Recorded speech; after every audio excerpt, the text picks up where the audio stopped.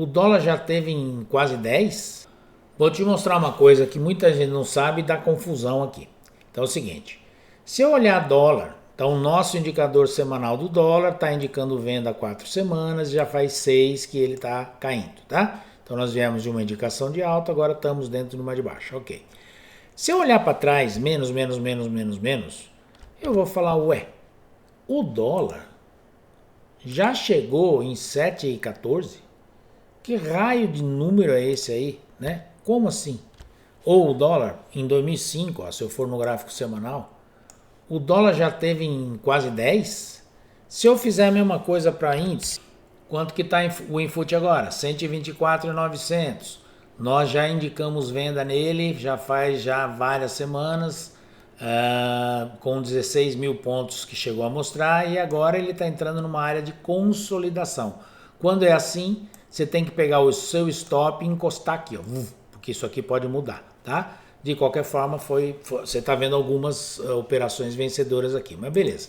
Se eu vier aqui para trás, menos, ué, o índice já chegou o índice já chegou a 185 mil, ou o índice já chegou a 262 mil. É um treco meio estranho. O que está acontecendo aí? Por que está mostrando isso dessa forma, né? Então, eu tenho aqui dentro do Profit, nas configurações dele, na região geral, dados para dividendos, juros e bonificações, dados para splits e grupamentos. Isso tem sentido para ação, mas afeta o gráfico do dólar e do índice. O gráfico do IBOV não. Então, se eu vier aqui, por exemplo, IBOV, tá? E aí eu vou ver que nós tivemos recentemente em topo histórico, 140 mil, para trás não tem mais nada. Se eu vier aqui ferramentas, configurações, tirar isso daqui, aí eu tenho que recarregar, então vou bater diário e depois novamente semanal. Eu vejo que não faz diferença. Então é o mesmo gráfico, 124 não sei quanto, nunca teve maior nem menor, e aqui eu estava antes com o geral marcado e agora estou desmarcado. Porém, se eu vier agora aqui para dólar, por exemplo,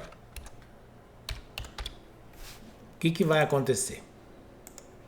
Com ele desmarcado, você vai ver o que você sabe, que é assim, o topo histórico do dólar foi esse, nunca ele tinha chegado a esse preço, etc. tal.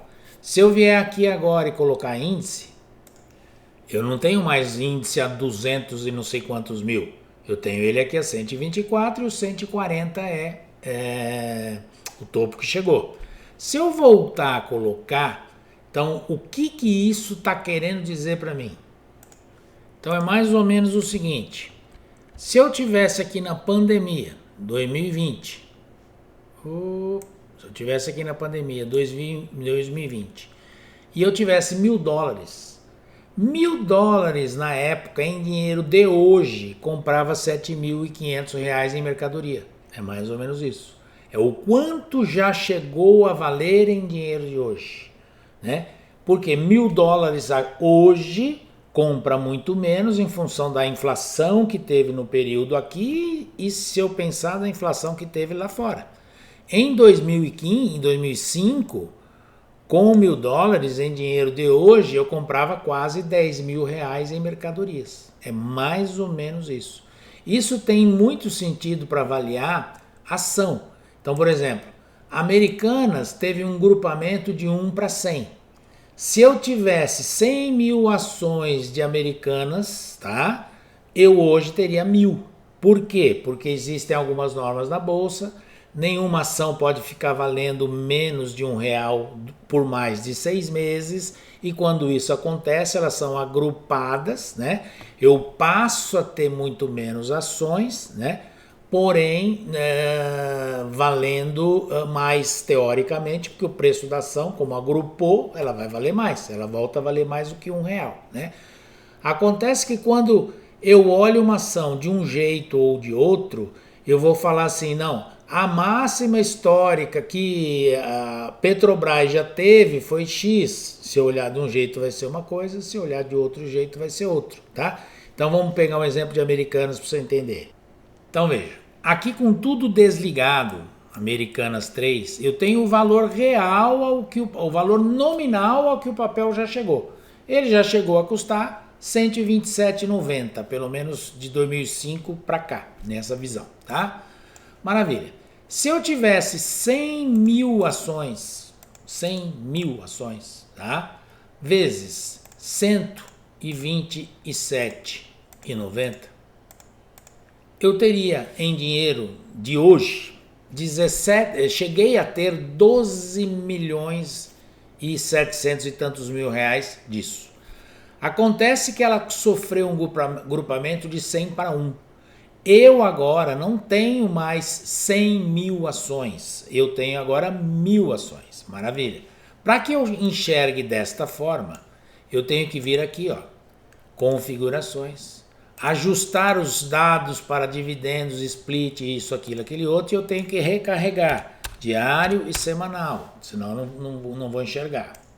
Então, olhando assim, eu vejo que o papel tem um valor de 12.507. Cara, mas ele já chegou a custar 12.507? Não. Isso é o que ele teria custado se eu tivesse mil ações o tempo inteiro. De forma que se eu pegar isso aqui, ó, esse valor de 12.500 e dividir aqui, ó, 12.500, eu vou encontrar que eu tenho 1.000 ações, tá? Então, se eu tivesse 1.000 ações e o papel em termos de correção tivesse chegado a custar 12.500, aqui eu teria 12 milhões e tanto. Essa é a conta, tá? Porém, agora eu tenho 1.000 ações e está custando quanto hoje? Está custando R$ 5,97. 1.000 ações vezes 5,97, eu tenho 5.000 e tantos reais. Então, de 12 milhões de reais, eu tenho hoje 5 milhões de reais, visto de um jeito ou de outro. Porém, aqui desta forma, é como se o papel tivesse chegado a custar isso. E, na verdade, não chegou a custar isso. Isso é um valor corrigido pelos dividendos, grupamentos, splits, tarará. Deu para entender? Então, quando eu olho o dólar assim, quando eu olho o índice assim, eu vou enxergar valores que, na verdade, eles não chegaram lá. Mas é o valor, entre aspas, que valia em dinheiro de hoje. Acho que essa é a explicação. E aqui, né, acho que fica uma lição para, tal ação tá barata, tal ação nunca teve tão barata, precisa aproveitar e comprar. Muitas vezes, o que te dizem é para encontrar culpador. O cara tá tomando um ferro monstro, cara grande, cara, ele tem que espalhar que esse negócio tá muito barato. Eu conheço um cara que pegou OGX P3, cada vez que ia caindo, ele comprava mais para ir diminuindo o preço médio dele. Caía, ele comprava mais. Caía, ele comprava até virar pó. Então, tem coisa que vira pó. Você fala, cara, se você olha o gráfico assim, você nem sabe nada. Um negócio que custava 12 mil, que você agora já entendeu que não custava, mas não chegou a custar, né? É em função do grupamento. Mas, um negócio que custava 12 mil tá 5 conto, cara. Imagina isso aqui se volta. Nossa, eu pego R$1.000 disso aqui e vou ficar rico, né? Esta conta é muito improvável. Então, você não deve comprar aquilo que está barato e caindo. Você deve comprar, em teoria, aquilo que está caro e subindo. É preferível você comprar um negócio que está caro e subindo do que você comprar um negócio que está barato e caindo. Agora, stop é para ser respeitado, cara. A menor perda que você pode ter é a primeira traulitada. Daí para frente, a tendência a se desandar é cada vez mais, tá? Só um detalhe para encerrar isso. Como eu quero enxergar isso, depende. Então você já entendeu que você tem isso e você pode mexer, tá? Então deixa eu tentar só te dar um exemplo final para tentar ver se eu consigo te mostrar o que eu quero. Então, cada um, desde que saiba o que está fazendo, vai usar isso do jeito que quer usar por algum motivo. Eu vou usar de um outro jeito que eu vou te mostrar. Então, por exemplo, Petrobras está em topo histórico custando R$ 36,50. Maravilha. Acontece que ela não está em topo histórico nominalmente no preço que ela já chegou. Por quê? Porque aqui está computado o seguinte, ela deu um dividendo, você vai pegar esse dinheiro do dividendo e vai comprar mais ação. Ela deu uma bonificação, você vai pegar essa bonificação que tem aqui e não vai vender nunca, ou seja, as bonificações, dividendos, elas estão embutidas aqui. Eu gosto de enxergar assim, ó. Eu normalmente, para mim, eu deixo desse jeito. Dados para dividendos, juros e bonificações, eu tiro. Por quê? Porque eu subentendo que se o cara recebeu R$100 de bonificação de 1.000 ação que ele tem, a grande maioria não compra de novo Petrobras. Que se ele recebeu não sei quanto de ações em bonificação, a grande maioria muitas vezes vende, volta ao valor. Então, eu tiro isso. Por que eu tiro isso? Porque eu quero enxergar o valor nominal a que ela chegou. Por que eu quero enxergar o valor nominal a que ela chegou? Porque isso está na memória de quem tradou Petrobras.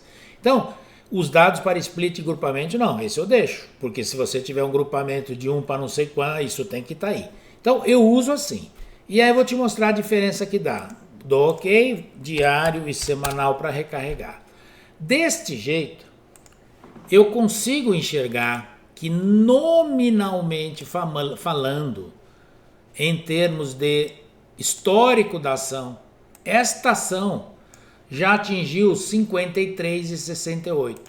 E por que eu quero saber isso quando eu olho para esse gráfico? Eu quero saber isso quando eu olho para esse gráfico porque este valor está na memória de quem trade a Petrobras há 200 anos.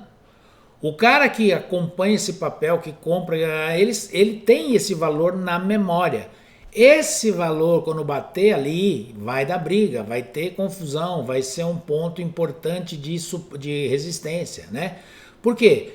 Porque o cara, ele sabe a quanto papel esteve, né? Ele tem isso. Tem o cara que comprou nesse dia, que está esperando 200 anos para vender 100 milhões de ações de Petrobras de novo para falar eu não perdi nada em não sei quantos anos, entendeu? Eu gosto de ver assim. De forma que quando eu mostrar alguma coisa aí para você, que se tiver diferente, é provavelmente porque o meu está assim, tá? Agora, isso é o certo? Isso é o errado? Não, é o jeito de cada um usar. Mas acho importante você saber que isso existe e entender essas coisas. Porque senão você vai achar que, sei lá, que Americanas um dia custou R$12.500. Que não sei quem, que o índice um dia custou 270 mil pontos. E você sabe que o Infut não chegou em 270 mil pontos. No entanto, é em função disso, tá? Beleza? Espero que tenha sido útil ou, no mínimo, interessante para você avaliar coisas que você nunca nem pensou, dar uma mexida aí que você vai entender, tá bom? Abração, até mais, tchau, tchau.